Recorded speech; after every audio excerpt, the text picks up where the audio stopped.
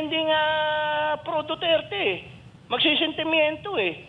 Eh bakit isusuko yung former President of the Republic of the Philippines, which is an independent country, a sovereign country, sa isang kangaroo court na ICC, na alam naman natin walang nakukonvict dyan na allies ng mga Westerners. Ang nakukonvict lang dyan eh, yung mga kalaban ng Western countries, kangaroo court yan. Eh bakit mo isusuko dyan ang isang Pilipino?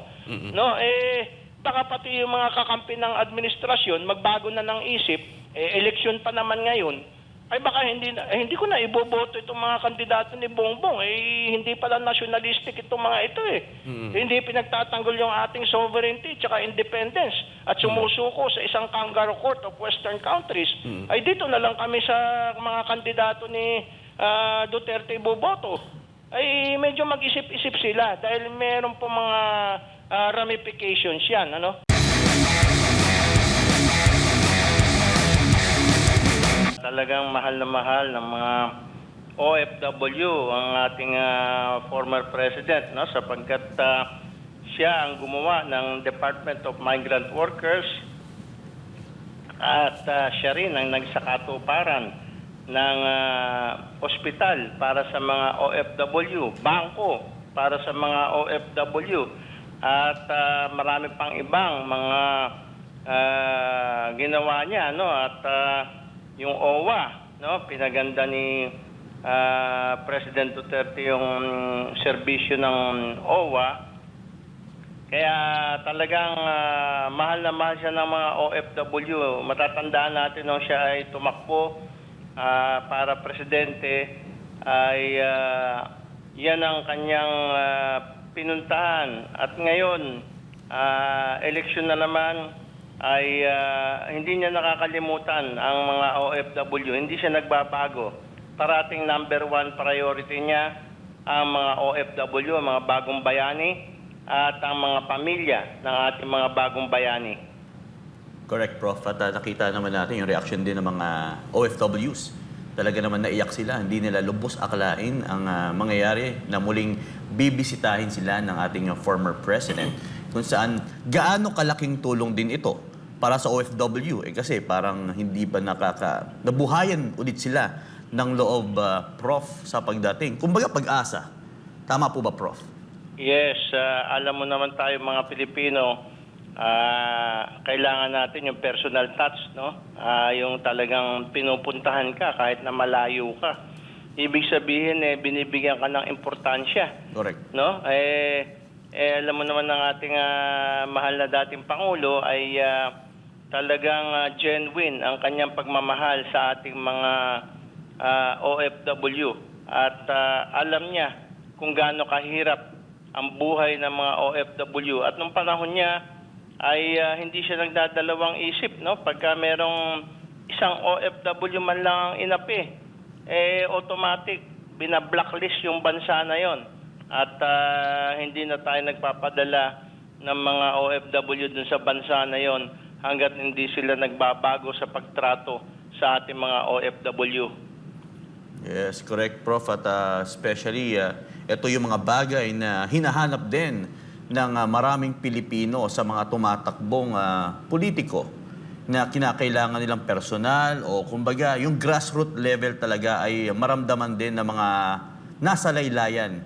Yung actually hindi wala naman sila sa laylayan, pero yung isa sa mga bagay na para makita ng mga tao na ang politiko o yung tumatakbo sa mundo ng politika ay mayroong pag-ibig sapagkat hindi naman sila kinakailangan na lagi na lang nasa, kumbaga hindi nila maramdaman yung hirap na kung saan doon eksperto ang ating former president. Yung mga pinagkaiba ng iilan sa ating mga politicians. Ano pong masasabi niyo, Prof, na or gaano kaimportante sa isang tumatakbo na marunong silang makaramdam kung gaano kahirap, yung totoong hirap ng isang Pilipino? Well, yan ang pinaka-importante, no? Kasi kailangan natin ng tinatawag na personal touch, kailangan natin ng simpatya, no? lalo na kung mahirap ang ating trabaho.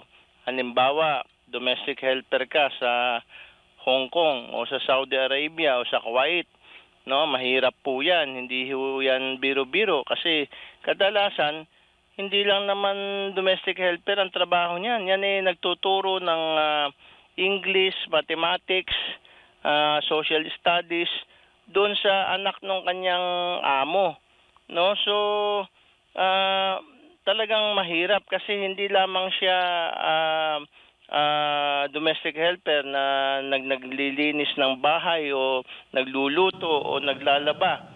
May kasama pang pagiging teacher, no? At yan damang-dama kasi ni President Duterte. Alam mo kasi si President Duterte, may kasabihan kasi tayo na pag ikaw recto boy, ikaw makamasa, no? Yan nag-aaral sa San Beda, no? Sa malapit sa recto, diyan sa Menjola. Kaya yan makamasa, no? Kasi sa recto may iba't ibang klaseng tao diyan. Siyempre mga taga San Beda mayayaman yan, ano? Si President Duterte anak ng gobernador yan, ano? Tsaka yung nanay niya may Chinese blood, so may kaya yan. Hindi ka naman makapag-aral San Beda kung hindi ka mayaman, ano? Pero yung mga taga San Beda na yan, bagamat mayayaman sila, nakikihalubilo sila doon sa mga taga-Recto, mga taga-Sampaloc, taga-Quiapo, na medyo kapos sa buhay. Kaya yung mga taga-San Beda, yan, si President Duterte, marunong yan makibagay sa mga mahihirap. At alam niya yung nararanasan ng mga mahihirap. Kaya makita mo, pagka inaapi yung mga kababayan natin sa abroad, inaaway niya. Hindi siya takot. Kahit ng mga hari, mga Arabo yan, hindi siya natatakot, ano? Dahil lang lagi niyang sinasabi, ako, presidente ng Pilipinas, pantay-pantay lang tayo. Kayo, hari kayo ng mga Arabo. Ako naman, presidente ng Pilipinas, binoto. Mas mataas pa nga ako kasi binoto ako, Kayo, appointed lang kayo, self-appointed lang kayo, samantalang ako, binoto ng milyong-milyong Pilipino. Kaya, pantay-pantay lang tayo. Pasensya na kayo kung aking ipagtatanggol yung aking mga kababayan na naaapi dyan sa bayan ninyo. At yan naman ay na-appreciate ng mga hari ng mga Arab countries kasi alam mo naman yung mga Arabo, pagka ikaw matapang, pinagtatanggol mo yung mga kababayan mo, mas lalo ka nilang nirerespeto. No? Hindi sila nagagalit, mas nirerespeto nila yung mga matatapang na pangulo. Kaya si President Duterte, respetado yan ng mga Arab leaders. Correct. At bago ko bitawan kasi yung naganap sa Hong Kong, isa sa kumakalat sa iba't ibang media outfit, ang dahilan daw ng pagtungo ni former president ay patungkol po sa kanyang arrest warrant ng ICC. Ano po masasabi niyo dito, Prof? Well, malabo yung sinasabi nilang chismis na yan kasi hindi ka naman basta-basta ma-aresto ng ICC. Una-una, abogado si President Duterte. Alam niya na hindi ka basta-basta ma-aresto ng ICC kasi ang ICC pwede lang yan pumasok sa isang bansa na walang rule of law. Tayo naman nagfa-function yung ating Department of Justice, nagfa-function yung ating Supreme Court at in fact, maraming beses na nga siyang na-demanda, hindi ba? Pantay-pantay kasi dito sa Pilipinas, no? Kasi demokrasya tayo kahit na presidente ka, former president ka, pwede kang mademanda. Natatandaan ko nung panahon ni President Noynoy Aquino, si Homobono Adasa, dinemanda niya. No, yung magaling batikang abogado, si Homobono Adasa, dinemanda niya si President Noynoy Aquino nung kasagsagan ng popularity ni Noynoy Aquino na siya ay incumbent president. No, kasi sabi ni Homobono Adasa bilang expert lawyer, ang presidente immune from suit during his tenure pero pwedeng imbestigahan ng ombudsman. No? So kahit na immune from suit ka during your tenure, pwede ka pa rin imbestigahan ng ombudsman. At iyan nangyayari madalas dito sa Pilipinas. Ibig sabihin our justice system is working. So if our justice system is working, there is no need for ICC, no? At especially yung mga alleged victims mga Pilipino, hindi naman mga foreigners. At yung alleged crime scene dito sa Pilipinas, no? Allegedly dito naganap sa Pilipinas yung mga ina-allege, no? Kung saan naganap yung alleged crime, doon dapat nililitis, hindi sa ibang bansa, no? Kaya at saka hindi natin dapat isuko yung ating independence and sovereignty diyan sa ICC. Alam naman natin diyan sa ICC wala naman nako-convict niyan na westerner o kaalyado ng westerners, no? Ang nako-convict diyan yung mga kalaban na mga westerners katulad ng yung mga former Yugoslavian generals and presidents, no? At mga African freedom fighters, no? Pagka ikaw lumaban sa West, makukonvict ka. Pero yung mga tunay na mga mamamatay tao katulad diyan sa Kosovo, no? Diyan sa Bosnia, yung pumatay ng nag-genocide sa mga Serbians, hindi nakukonvict, no?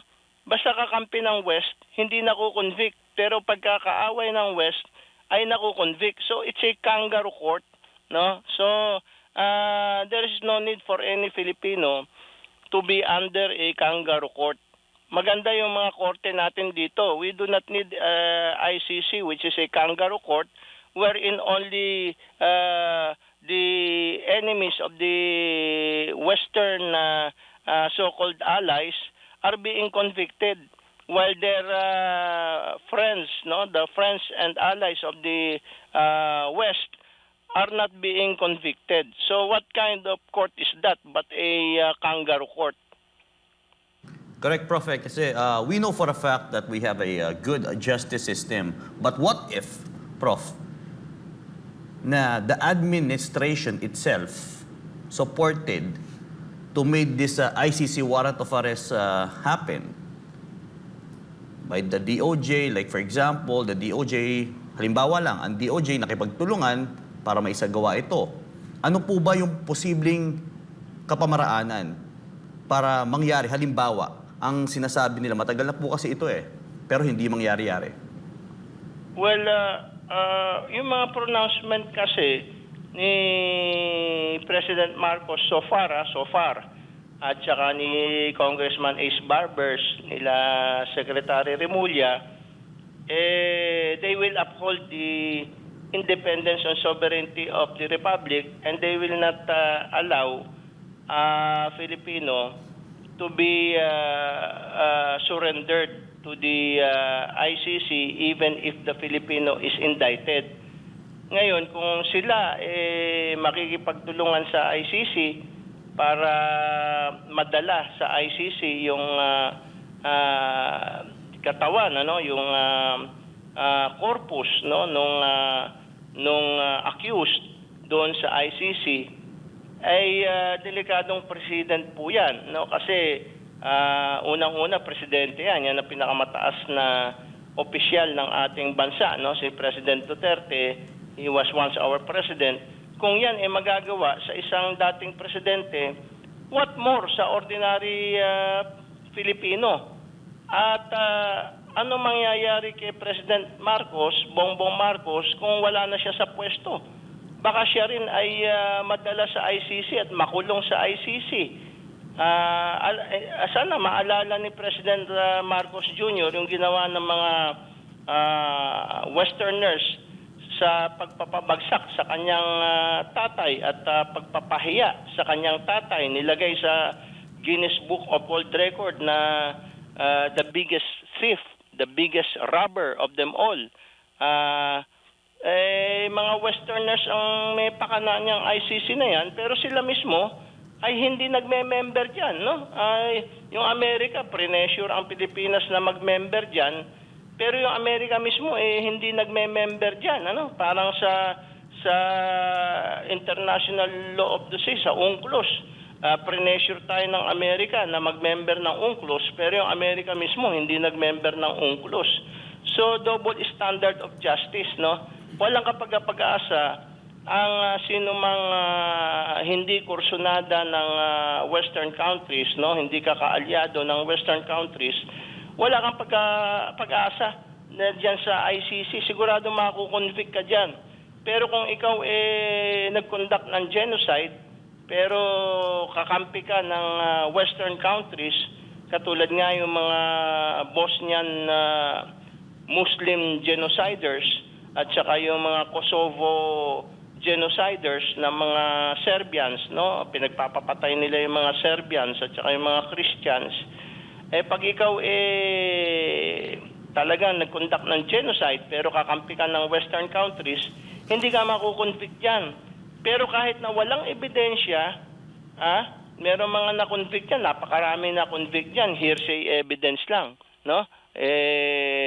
Kasi po, narinig ko po doon sa balita na ganyan-ganito daw itong taong ito eh. Sa balita lang, hearsay. Abay, convicted, no?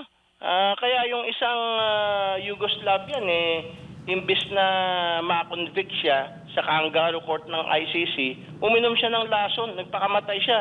Habang nagsasalita siya, nakapagpuslit pala siya ng lason, ininom niya yung lason at sinabi niya, I do not recognize this kangaroo court. I would rather die than be convicted while I'm innocent. The Lord knows I'm innocent. The entire world knows that I am innocent.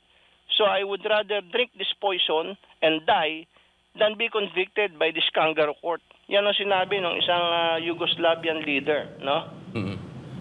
Sir, magandang umaga, si Almar po ito. Sir, noon ayaw ng DOJ na pumasok dito ang ICC dahil nga maganda naman ang ating tama naman sila, maganda yung gumagana ng maayos sa ating justice system. Pero ngayon ay tila atat na atat sila na makapasok dito ang ICC. Sa tingin nyo, sir, may kredibilidad pa ba ang DOJ at maging ang Marcos admin patungkol dito sa issue na to, Prof?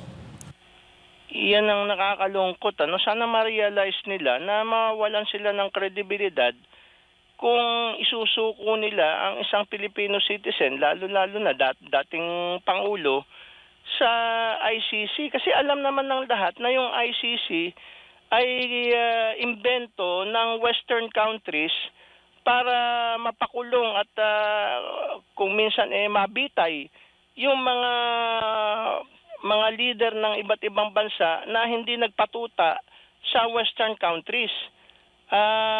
Masisira ang kredibilidad ng ating DOJ, ng ating Malacanang, Office of the President, at iba pa, kung isusuko nila ang isang Filipino citizen sa ICC dahil it will be an admission that the justice system in the Philippines is not working. They themselves will be admitting that in their act, no? Actions speak louder than words. And the entire international community will see that the justice system in the Philippines is not working, no? Sa bagay, may mga instances talaga na ganyan. Sa barangay level pa lang, merong akong kilala na 17 years old, kinursunada ng barangay captain, no? Ginawa ng maling mga bintang at kawawa, no? Tapos nagdemanda ng child abuse yung 17 years old, dinismiss ng fiscal, no? So maraming mga injustices na nangyayari sa ating bansa, pero mas malaking injustice ang nangyayari sa ICC. Sabi ko nga, it's a kangaroo court. Wala namang nakukonvict dyan na kakampi ng mga Western countries. Ang nakukonvict dyan, panay kalaban ng Western countries. And we know that President Duterte is not exactly a darling of the Western countries kasi kinalaban niya yung mga yan at nakapag-establish siya ng closer relations with Russia, with China, and in fact, he delayed the establishment of additional EDCA bases in the Philippines at kini-question niya yung constitutionality ng EDCA at saka Visiting Forces Agreement. Sinasabi niya na maaaring unconstitutional ito. So may mga ganon na mga pahayag si President Duterte while he was still an incumbent president, which makes him not exactly a darling of the Western countries. Kaya siguro ngayon, gusto siyang gantihan. Wala na siya sa pwesto, wala na siya sa poder, gusto siyang ikulong o bitayin, God forbid, dyan sa ICC for crimes committed in the Philippines. No, alam po ninyo si President Marcos Sr., tandaan po natin, he was being charged for crimes allegedly committed in the Philippines, and he was asking the United States to allow him to go back to the Philippines because he was kidnapped. No, he was kidnapped by the U.S. and brought to Hawaii against his will. He and his family were kidnapped. He was asking the U.S. for justice na sa Pilipinas ako dapat litisin kasi ang international law kung saan naganap yung krimen, yung alleged crime, doon ka dapat litisin. Sabi ni President Marcos, being a brilliant lawyer, ay doon nyo ako litisin sa Pilipinas kasi yung mga alleged crimes that I have committed, naganap sa Pilipinas so that I can defend myself among my people and vindicate my name. Sana matandaan nito ni President Marcos Jr. Yung ginawa ng Western countries sa tatay niya, sa pamilya nila, no? They were treated like slaves and they were ashamed. They were put to shame all over the world na mga magnanakaw daw sila, wala silang karapatang mabuhay at sila hindi dapat litisin sa Pilipinas, dapat sa Amerika sila litisin. Hanggang sa nagmamakaawa si President Marcos Sr. na kung maaari malapit na akong mamatay, ibalik na ako sa Pilipinas, gusto kong mamatay sa bansang aking sinilangan. Hindi pinayagan ng mga Amerikano, no? So sana ma-realize ito ni President Marcos Jr. na itong mga Western countries na ito, mababa ang pagtingin sa mga Pilipino, no? Kahit na bar-top notcher ka, graduate ka ng UP, former president ka, katulad ni President Marcos Sr., ipinagtanggol mo ang Amerika noong World War II, ay mababa ang tingin sa mga Pilipino.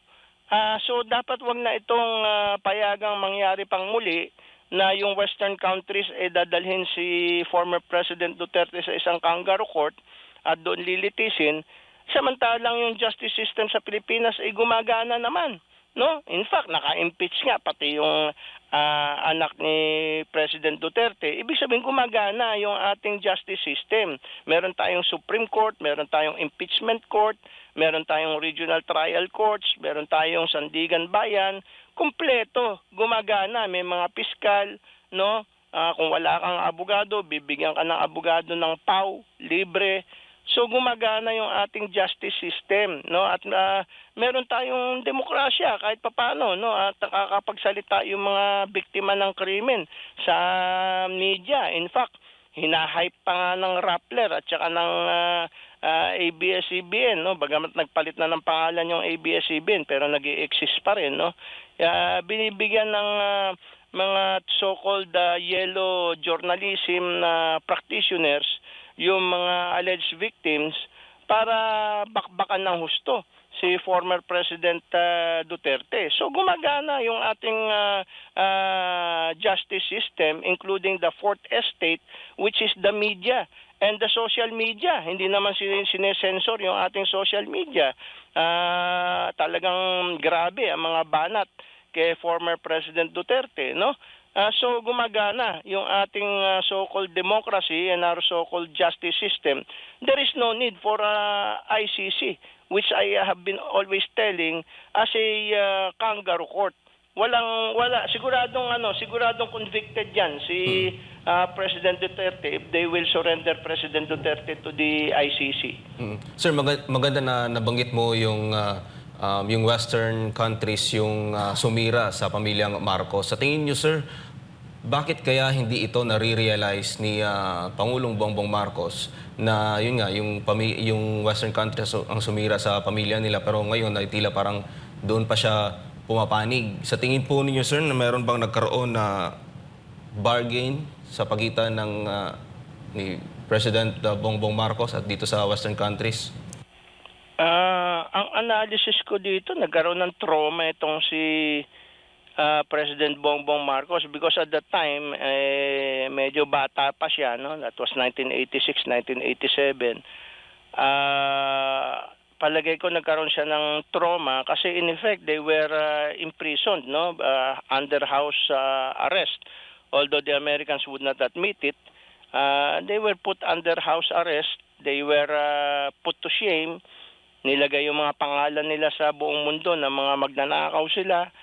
Sila ay mga human rights violators, mamamatay tao sila, milyong-milyong mga Pilipino ang pinagpapatay nila under martial law, under the dictatorship. Talagang pinahiya sila, no? So maaaring na-traumatize itong Bongbong Marcos when he was still young at hanggang ngayon dala-dala niya yung trauma na pag ikaw lumaban sa Western countries, ganun ang gagawin sa'yo, no? Pababagsakin ka, tapos ipapahiya ka, pati yung buong pamilya mo, ipapahiya sa buong mundo. So, maaaring ayaw na niyang mangyari sa kanya, yung nangyari sa nakaraan sa buhay niya. At isa pa, maaaring desperate siya, no? Kasi sa tingin niya, ay gusto tayong sakupin ng China. Ang China ay napakalaking bansa, mayroong mga nuclear weapons. Maaaring sa tingin niya, wala na nung ibang kakampi sa atin kundi itong Western countries dahil hindi natin kakayanin ng China on our own. So, lahat ng gusto ng Western countries binibigay niya in exchange for security guarantees na pag tayo nilusob ng China, tutulungan tayo ng mga Western countries. No? Pero hindi na automatic ang pagtulong ng Western countries ngayon kasi baon na sa utang, no? Pati ang Germany na pinaka-maunlad na bansa dati sa Western countries, baon na sa utang. Yung mga malalaking korporasyon nila katulad ng Volkswagen, etc., nagsasara na, no? Dahil yung napakamurang natural gas na nanggagaling sa Russia through Nord Stream 1 and Nord Stream 2. Alam naman natin pinasabog ng CIA ng Biden administration yung Nord Stream 1, Nord Stream 2. So napakamahal na ngayon ng natural gas at saka oil sa Europe at hindi na makakompete yung mga corporations nila na dati very competitive katulad ng Volkswagen, etc. So karamihan ng mga korporasyon sa Europe nagsara na, nagpunta na either sa Amerika o sa China. Most of them lumipat na sa China. So merong laganap na unemployment sa European countries. So at tumutulong din sila sa Ukraine, no? Billions upon billions of dollars, billions upon billions of euros ang kanilang tinutulong sa Ukraine. So baka hindi na nila tayo matulungan, no? Meron ng question ngayon kung tutulungan tayo ng Western countries vis-a-vis China. At ang Amerika ngayon, ang pangalan to si President Trump, dati very much anti-China yan. Pero ngayon, parang lumalambot siya sa China at gusto niyang makipag-usap, gusto niyang mawala ang lahat ng mga nuclear weapons sa buong mundo. Nakikipagkaibigan siya sa China to eliminate nuclear weapons all over the world. Pati sa Russia, nakikipag-bati siya. Mukhang ayaw ni Trump ng gera. So, dapat tayo, we must take the cue from the Western countries themselves and from America itself. At medyo bawas-bawasan natin yung ating rhetoric against China, no? Kasi baka mamaya mapikon ng China, hindi tayo tulungan ng Amerika at saka ng Western countries. We will be left on our own. Ang laki-laki na ng gastos nila sa Ukraine at bagsak na ang kanilang ekonomiya, kaya pa ba nila tayong tulungan? Sir, nabanggit mo kanina na na-traumatize nga itong si Marcos Jr. sa kanilang sa kahihiyan na na natanggap nila nung nakaraan na yung tatay niya ang namuno dito sa ating bansa. Hindi ba parang ganun din yung nangyari ngayon, sir, na parang napapahiya din tayo? Imbis na ito yung magandang panahon para maibalik o ipatunayan, mapatunayan sa buong mundo na kayang tumayo ng ating bansa dahil nga siya na yung Pangulo. Pero ang nangyari ay parang lumala pa. Halos magtatatlong taon na ang Marcos administration ay hindi ramdam ng ating mga kababayang Pilipino yung gobyerno at considering na pinagtatawanan pa tayo ng ibang bansa, sir. Paano kasi hindi niya tinutupad yung pinagagawa ng kanyang butihing ama? No, merong 11 major industrial projects, nandiyan yung integrated steel mill, nandiyan yung pagawaan ng diesel machine, yung Bataan Nuclear Power Plant, yung ating Pilpos, pagawaan ng fertilizer, yung copper smelter, yung pagawaan ng barko, yung Bataan Shipyard and Engineering Corporation, Baseco, Philippine Shipyard and Engineering Corporation, Pilseco, yung ating Petron Petrochemical Complex, no, nag-re-refine tayo ng crude oil, ginagawa nating gasoline, diesel, LPG, kerosene at marami pang ibang mga industriya, no, yung paggawaan ng mga sasakyan. Gumagawa na tayo ng Fiera nung araw, Tamaraw, Minica, Sakbayan, Pinoy at iba't iba pang klaseng mga sasakyan. At meron tayong self-reliance defense program, gumagawa tayo ng sarili nating eroplano, yung Islander aircraft, sarili nating helicopter B-105, sarili nating mga mortars 81mm, 61mm, sarili nating Armalite at bala ng Armalite at iba't iba pa, no? Hindi yan ginagawa ni President Bongbong, no? Kasi nga natatakot siya sa Amerika, no? Ang gusto ng Amerika at saka ng Western countries hindi tayo magmamanufacture, no? Bibili lang tayo sa kanila. We will forever be consumers and not exporters. Ang ini-export natin tao, hindi produkto. So, maaaring dahil nga sa trauma niya, nagiging sunod-sunuran siya sa lahat ng utos ng mga Western countries. At dahil diyan pinagtatawanan ng Pilipinas sa buong mundo. Pakumbakya lang, hindi tayo makagawa. Imported, no? Bigas. Imported. Samantalang ng panahon ng tatay niya, nag-e-export tayo ng bigas. No, naging kabaligtaran siya nung tatay niya. Yung tatay niya nagpursu ng self-reliance at saka independent foreign policy na pinagpatuloy ni President Duterte at pinalibing pa nga ni President Duterte sa libingan ng mga bayani yung tatay niya despite of the protestations of the Western countries. Kasi as far as the Western countries are concerned, kriminal si Marcos Sr. at hindi dapat ilibing sa libingan ng mga bayani. But President Duterte, pinayagan niya kasi sa totoo lang idol ni President Duterte si Marcos Sr. At yun nga yung ginagawa ni President Duterte, yung independent foreign policy, no? Pinagpapatuloy niya. Kaya nagalit din yung mga Western countries kay President Duterte kasi he was trying to be another Marcos Sr. So, ngayon, gusto nilang ipahiya si President Duterte sa ICC, ipahiya ang Pilipinas, palalabasin na hindi nagwo-work yung ating justice system. At may implication pa nga, may implied na magkasabwat si Bongbong at saka si President Duterte, kaya imposibleng ma-convict si President Duterte under Philippine laws kasi kunwari lang nag-aaway sila pero magkasabwat sila. Mayroong mga implication na ganyan. So sa mata ng mga Pilipino, mapapahiya si President Bongbong kung isusuko niya si President Duterte sa ICC kasi lalabas na wala siyang gulugod at pag siya ay hindi na presidente, ganyan din ang gagawin ng ICC sa kanya at sa kanyang pamilya. Hindi ba niya naiisip yan? At yung mga susunod pa mga Duterte, mga president natin, katulad ni President Duterte, our future presidents, i-blackmail nila. No? Halimbawa, ididemanda ka namin sa ICC pag hindi mo ibigay sa amin itong mga natural resources ng Pilipinas. Ha? O kaya, ididemanda namin ikaw sa ICC, Mr. President of the Philippines, pag hindi ka gumawa ng batas na dapat mababa ang sweldo niyan sa Pilipinas para makinabang ang aming mga korporasyon.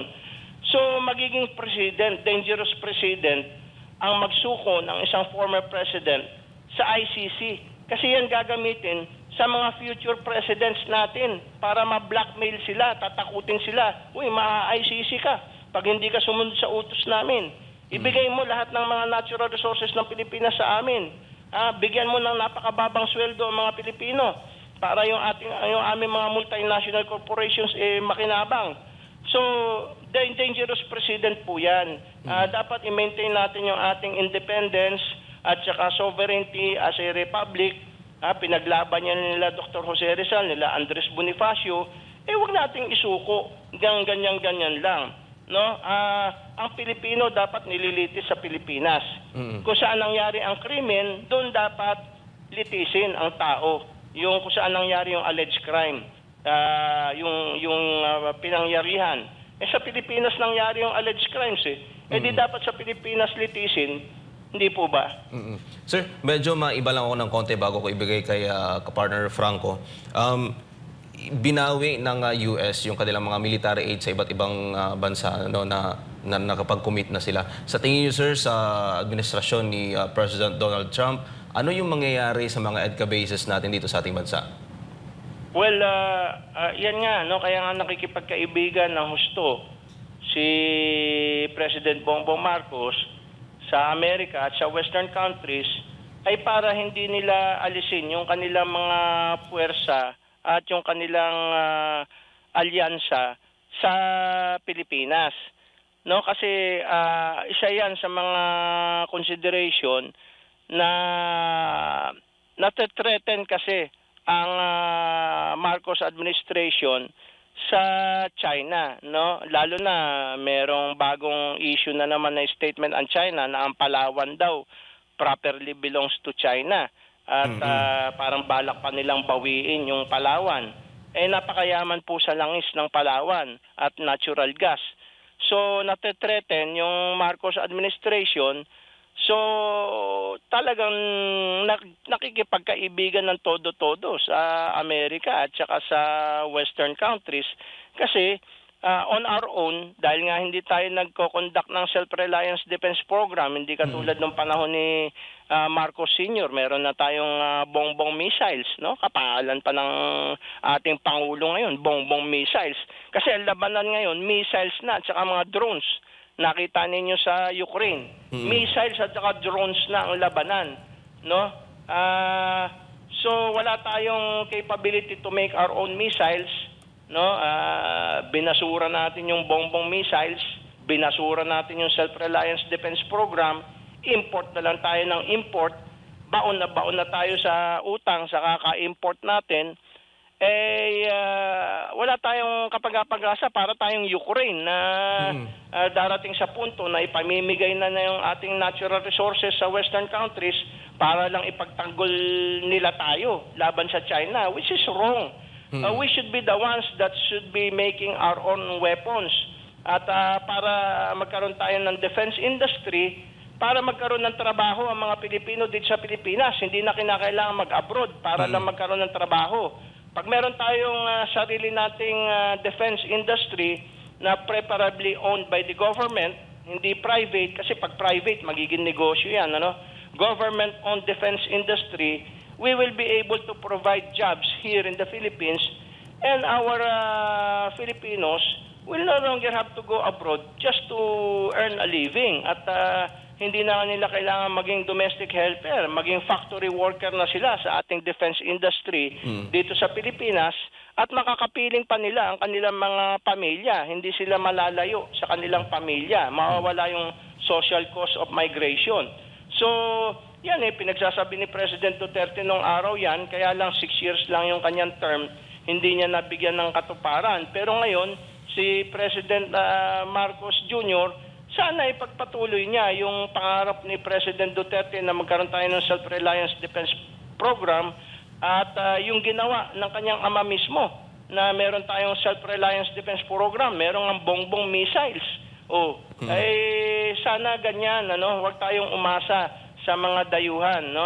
Sabi nga ni President Erap, walang magmamahal sa Pilipino, kundi kapwa Pilipino. No? Pagka it push comes to shove, nakita mo naman ang Amerika. Iniwan na ang Ukraine, nakipagkaibigan na sa Russia.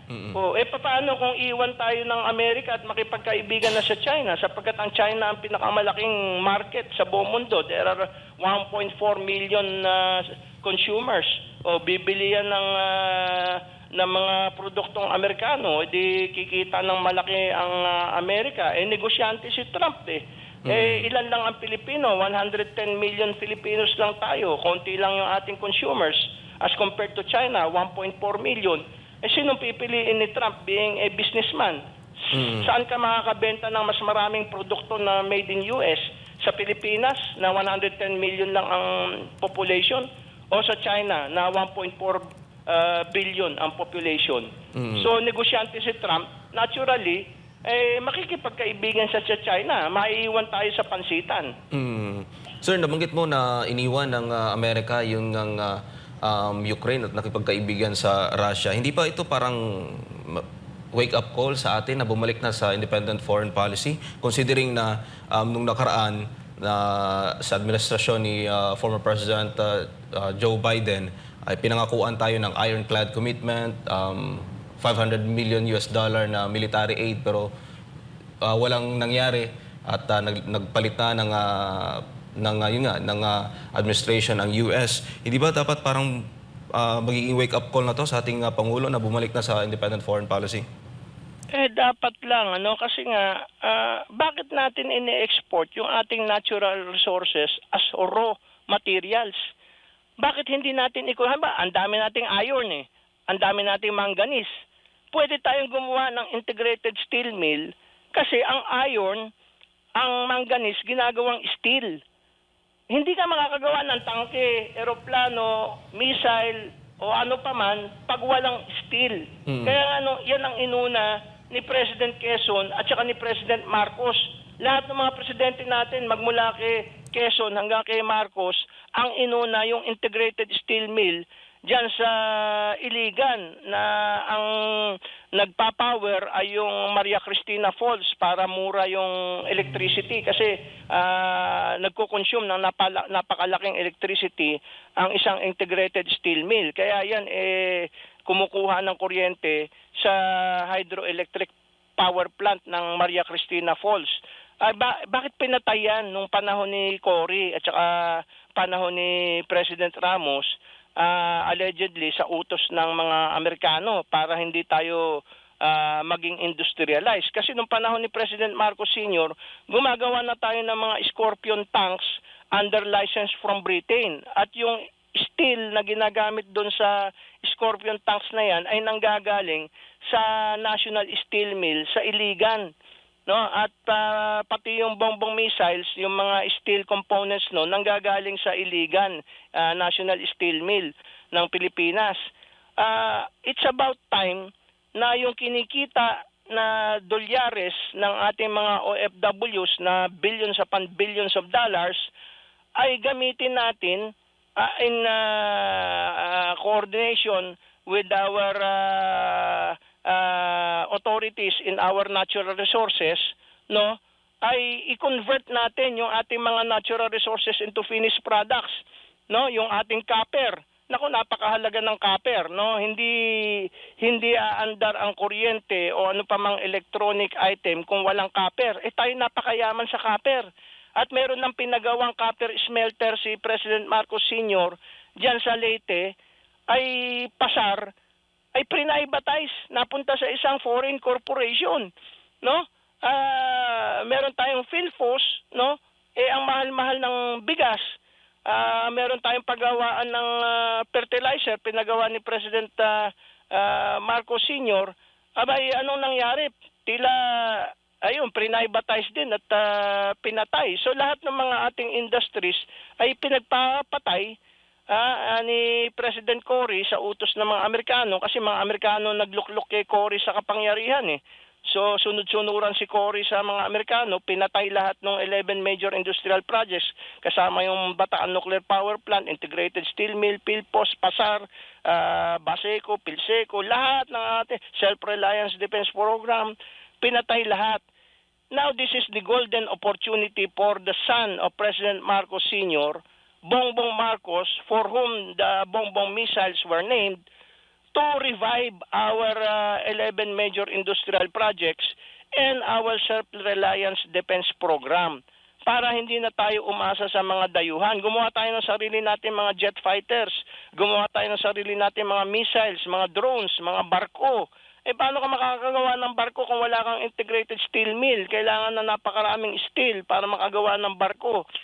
Hindi pwedeng itapon ang kinikita ng overseas workers sa importation ng armaments. Dapat tayo mismo ang gumawa, no?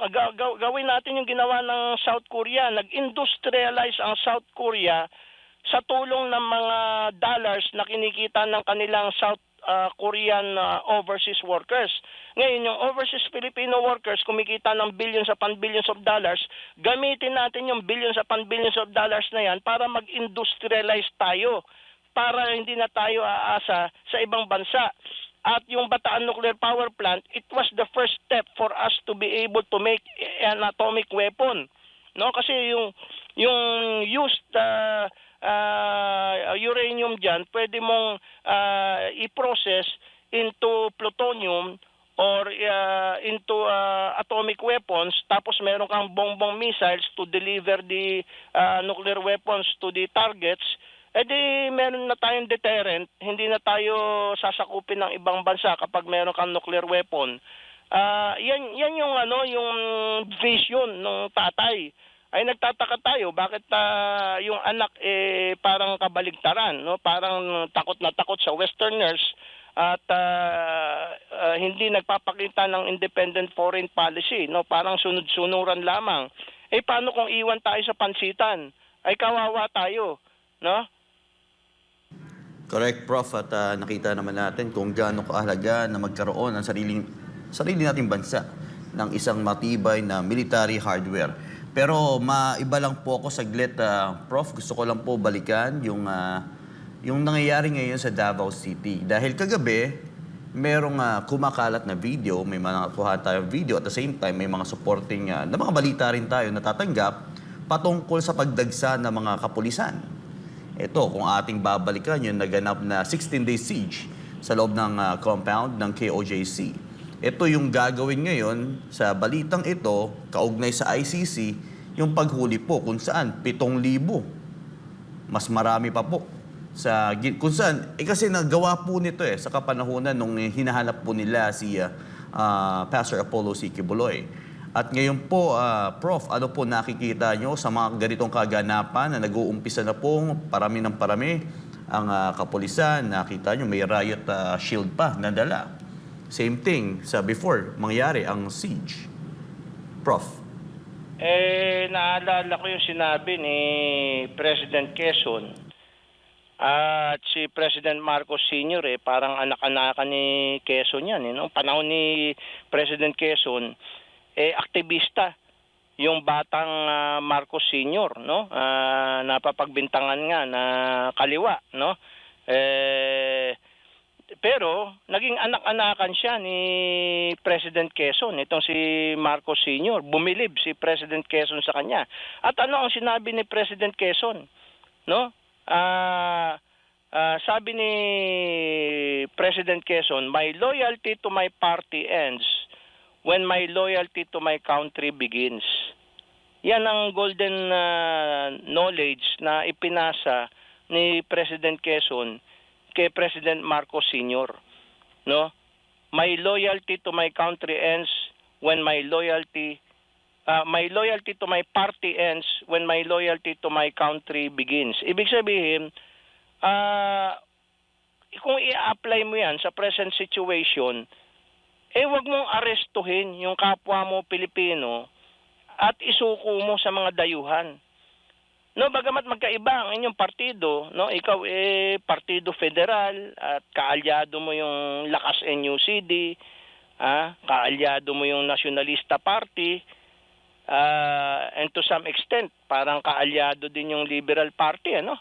At kalaban ninyo, yung PDP laban ni President Duterte, we must transcend party politics when the national interest is already in question, no? When the national interest is already involved, the national interest must prevail. Hindi yung present people lang ang ating iniisip, kundi pati yung future presidents, future Filipinos. Kasi pag tayo'y sumuko sa ICC, magiging president na yan. Kahit sinong presidente, kahit sinong Pilipino, pwede nang isuko sa ICC. At yan nga sabi ko, pagmumulan na maaring ma-blackmail ang ating mga future presidents, senators, congressmen, na pag hindi kayo gumawa ng ganitong batas na ibibigay ninyo lahat ng natural resources ng Pilipinas sa amin, i-ICC namin kayo. Magiging dangerous president yan. At magiging banana republic tayo. No, matutulad tayo sa banana republics, no, na walang nagfa-function na ang tingin ng buong mundo. Kaya nag-ICC ang mga yan kasi walang kakwenta-kwenta yung justice system dyan. Samantalang napakaganda ng ating justice system. At hanggang ngayon nga, merong Malcolm Hall dyan sa University of the Philippines sa Diliman. Malcolm Hall. Mismong si Justice Malcolm, ang nagtatag ng ating justice system. At saka si Apolinario Mabini, yung mga magagaling na abogado natin noong araw, sina Felipe Calderon, at saka yung founder ng PCCR, Manila Law College, Eskwela Derecho, Philippine Law School, sina Recto, ang dami magagaling na abogado. Mismong tatay ni Bongbong Marcos Sr., top notcher sa bar exam. Tapos sasabihin natin sa buong mundo, hindi natin lilitisin si President Duterte dito kasi palpak yung ating justice system. Mas superior yung justice system ng ICC. Kaya dapat ibigay natin sa ICC si President Duterte. It will be a dangerous president, Mr. President Bongbong Marcos. Baka ikaw mismo at yung pamilya mo, pati si beloved Congressman Sandro Marcos, baka balang araw kayo mismo ang mabiktima ng ICC. Pag wala na kayo sa poder ng kapangyarihan, ay mag-isip-isip po kayo, Mr. President Bongbong Marcos. Huwag niyong isipin yung kasalukuyan lamang. No, ang isipin ninyo yung future. Magkaroon kayo ng vision. Katulad ng tatay ninyo, malayo mag-isip, visionary. Yan ang gayahin ninyo, yung tatay ninyo, si Marcos Sr. At si Imelda Marcos, palagay ko, hindi rin papayag na magpa-under tayo sa ICC, no? Bagamat hindi na nakikialam sa politika si Madam Imelda Marcos, pero kilalang kilala natin si Imelda Marcos na nagtaguyod din ng independent foreign policy, no? In fact, siya ay nakipagkaibigan kay Muammar Gaddafi, na kaaway ng Western countries, no? Nagpunta si Imelda Marcos sa Cuba, kinaibigan niya si Fidel Castro, kaaway ng Western countries, no? Nagpunta si Imelda Marcos sa China, at si Marcos Sr. nakipagkaibigan kay Mao Zedong. At nung panahon ni Marcos at saka ni Imelda, yung pinakamagaling na ambassador natin, si Alejandro Melchor, pinadala sa Moscow. At nakipagkaibigan tayo sa Russia. So, yan sana ang gayahin ni President Marcos Jr., yung kanyang tatay at nanay, na nagsulong ng independent foreign policy. And I am sure na yung tatay at nanay niya, pati nga yung kapatid niya, si Aimee, hindi papayag na magpa-under tayo sa ICC na alam sa buong mundo, lalong-lalo na sa BRICS countries, na napakarami ng BRICS countries ngayon, marami ng members ng BRICS. Kangaroo court yan. At mismong Amerika nga, hindi nagpapa-under ng ICC. Bakit tayo magpapa-under sa ICC kung idol natin yung Amerika? Sir, siguro sa panghuling tanong na lang po, Prof. Sa tingin niyo, ano po yung makikita po ninyong mangyari sakaling maaresto nga itong si former President Duterte, considering na hanggang ngayon mataas pa rin ang kanyang rating at milyong-milyong Pilipino pa rin ang mainit na tinatanggap ang mga Duterte? Actually, kahit nga hindi pro Duterte, magsisentimiento pagka inaresto ang isang former President of the Republic of the Philippines.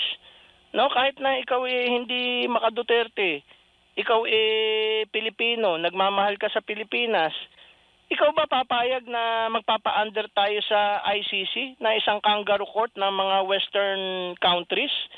Kung ikaw tunay na nationalist, no, sa tradisyon nila Recto, nila Tanyada, nila Diokno, abay hindi ka magpapa-under sa ICC, no? At lahat ng ating mga nationalist presidents before, sina Garcia, sina Quezon, yung mga nationalist writers natin, sina Renato Constantino Sr., sa tingin ba ninyo magpapa-under sa ICC yung mga yan kung nabubuhay pa sila ngayon? Si Marcos Sr., si Imelda nga, si Amy, at kahit na hindi nga pro Duterte, magsisentimiento bakit isusuko yung former President of the Republic of the Philippines, which is an independent country, a sovereign country, sa isang kangaroo court na ICC, na alam naman natin walang nakukonvict dyan na allies ng mga Westerners. Ang nakukonvict lang dyan yung mga kalaban ng Western countries, kangaroo court yan. Bakit mo isusuko dyan ang isang Pilipino? No, baka pati yung mga kakampi ng administrasyon magbago na ng isip, eleksyon pa naman ngayon, baka hindi ko na iboboto itong mga kandidato ni Bongbong, hindi pala nationalistic itong mga ito Hindi pinagtatanggol yung ating sovereignty at independence at sumusuko sa isang kangaroo court of Western countries. Dito na lang kami sa mga kandidato ni Duterte iboboto. Medyo mag-isip-isip sila dahil meron po mga ramifications yan, at lalo na malapit na ang eleksyon. Mag-isip-isip sila. Okay, Prof, maraming salamat po sa oras po ninyo. Mabuhay ang nasyonalismo, mabuhay ang pagiging makabayan, mabuhay ang Republika ng Pilipinas. Ayan po mga partner, si Professor Mario Ferdinand Ayano Pasion, isa pong geopolitical and economic risk consultant.